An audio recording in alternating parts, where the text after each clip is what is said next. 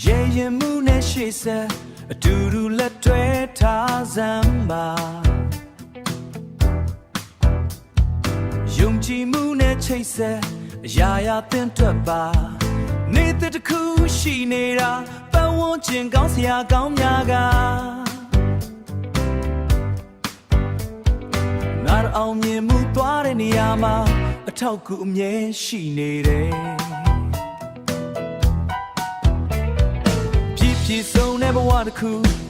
ရရှိဖို့သွားတဲ့လမ်းကြောင်းမှာ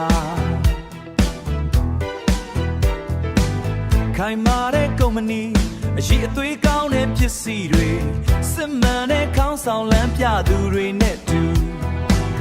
ကောင်းမွန်တဲ့အလုံးနဲ့စနစ်တွေရှိနေတာ